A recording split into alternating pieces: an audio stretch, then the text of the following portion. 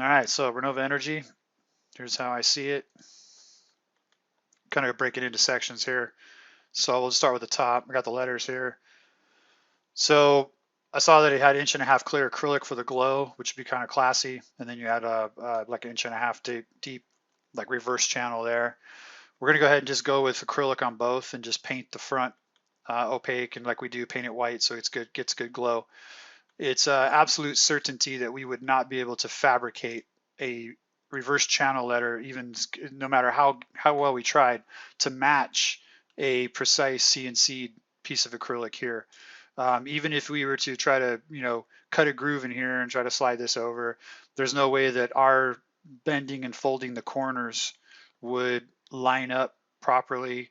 And the fact that you have to radius the acrylic out with a 3/8 inch bit when you're doing 1.5 inch, that means that we would have to radius all of ours. And to match all that up would be an absolute craziness. So I'm saying we just bite the bullet for cost, but the fact that it would be almost a slam dunk to switch up from trying to match, and you'd have to figure out how to put little studs and make them line up perfectly and stuff like that. Whereas this is all just going to be CNC aligned, and it just goes together like a puzzle. So what I'm seeing is we're going to take the front here. We'll be able to route it out. We'll be able to put our brass inserts. We're going to create a cavity inside of both. This one's going to be almost a 1/2 inch carved out, and then we'll have about 3/16 on this side. So that'll create a path to know where we're going to be put our LEDs. The fact that we have enough room here, we can just kind of use our normal Tetramax 24 volt, and we don't have to get all like crazy with super precise soldering and all that. We should be able to hide all of our stuff in here pretty good. We'll make a little channel out of both faces to let the wire come out, and we can sneak the wire basically out through the painted part there. I kind of have it here, but whatever, I can figure that out. But I think we can hide it, and then it'll just poke through. If you sort of get down on your haunches, because I know homies like normal sizes shouldn't be seeing it too much from far away. But if we just use our gray Sloan wire, it doesn't need to be contained or anything. So I think there'll be just enough to sneak the wire through, and that'll be nice and nifty there. They're going to be put onto a 1/4 inch backer, kind of like how you had it drawn. That'll work, and it'll match the size. I have it here just a 32nd under, so that way when this expands and contracts, it doesn't look like we were trying to make it. And I think it would be kind of cool to have a little bit of glow from the back. I mean, if you're going to be seeing this from a 3/4 view, you're always going to be seeing glow anyway. So I think having it in just a tiny bit just kind of makes the letter stick out, and that way it's like we didn't mean. And plus, when this expands and contracts, it won't look as much like we made a mistake, and we just kind of meant to have it that way. So what'll happen is these guys will be on little popsicle sticks. They'll be ready for a riv nut assembly. I got 1/4-20s there. So the top, I don't have a top view. It didn't take that much time, but we'll just have slots that'll be just right, and it'll be just right. And then what'll happen is in between the verticals here, we'll just have bent up pieces that will slide in place. This is a profile view, and it'll align with Clecos, and it'll align with the top. I just don't have them here, but we'll have there. And so what'll happen is you can just take this piece and put it in place, rivet this side really quickly, and then rivet the other one in place through both, and that'll be in the vertical. And then we can just shoot self-tappers right along the top, right into here.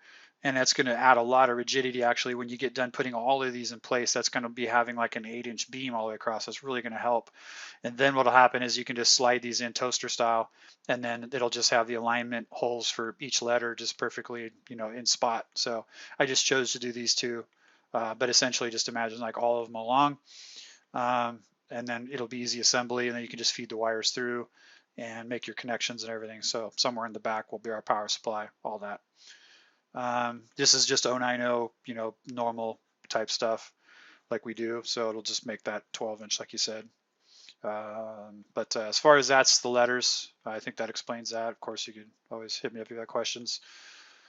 So moving down, this is our sort of how we'll lift it, kind of structurally how it goes together.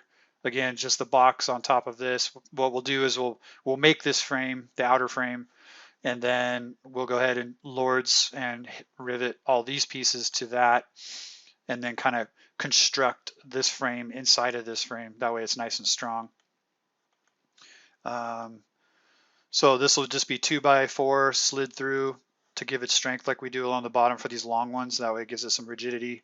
We'll have the pillars here like we do, the mulniers. I'm looking at maybe a 36-inch round.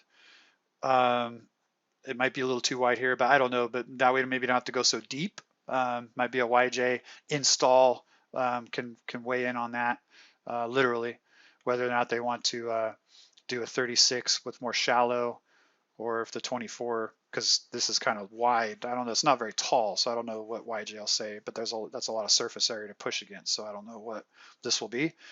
But something like that, I think.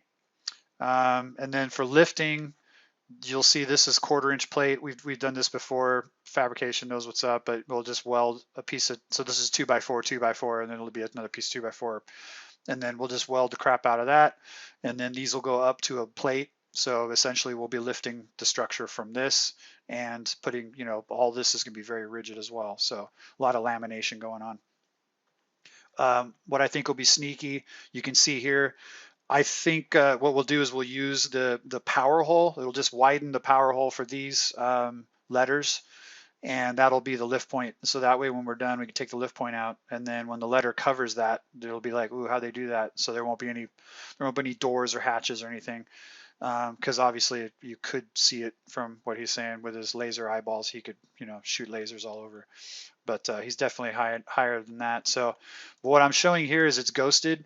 I think it would be prudent to not ship the letters. Obviously, like we would leave the N off and we leave the O off here, but I think it'd be strong enough. But I think it just being is going to be way heavy with going forward. The next part here, but for lifting this thing, but also driving down the freeway, getting bugs smashed into this.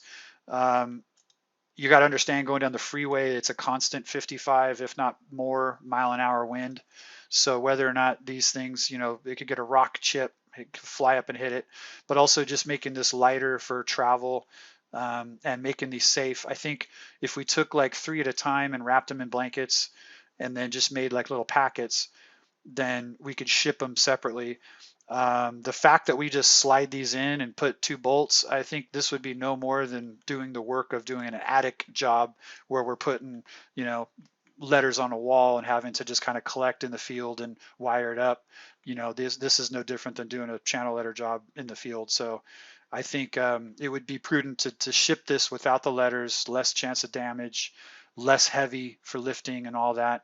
Keep drama off the service truck or however we're lifting this, or if you rent a Pettibone, I don't know, whatever. But you obviously they'll make the call on that. But I'm just suggesting that it might be easier to not ship with the letters. So, but that's just my idea. And then down here for the tiles, I'm thinking we can do the black corian.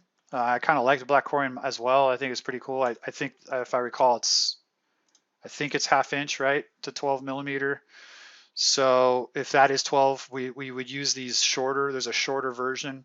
It's a 1032 though. So this is for fabrication. We got to make sure that when you go to put these in, we make sure we order up to 1032 shorties.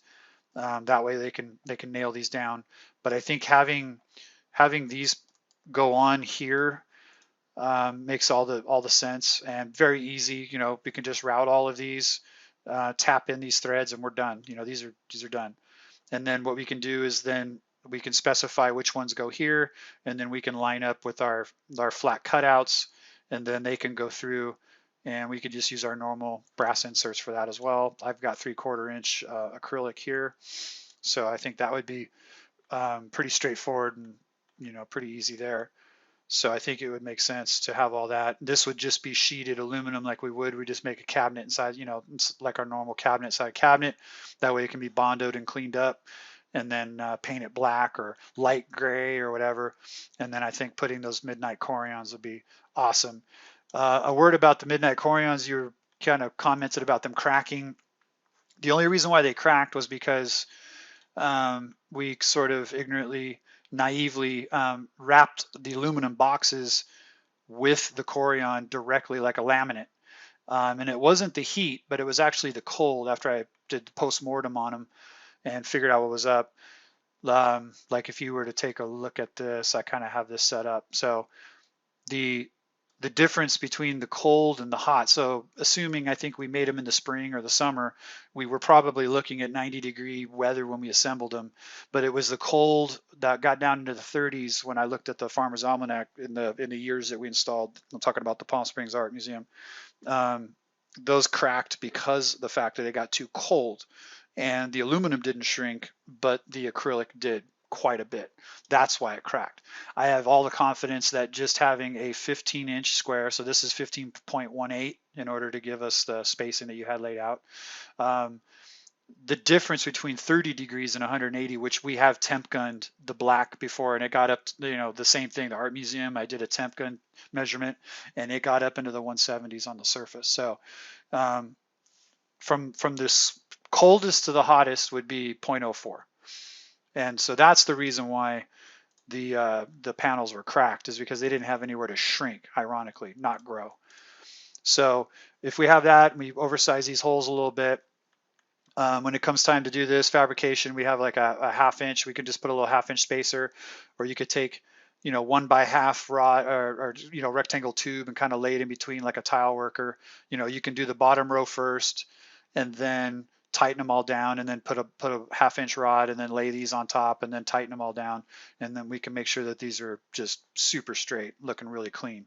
But I think that would be the way to go, is just do the Corian. It looks really cool, and I think it'd be easier than granite or glass or anything else, and that would be crazy.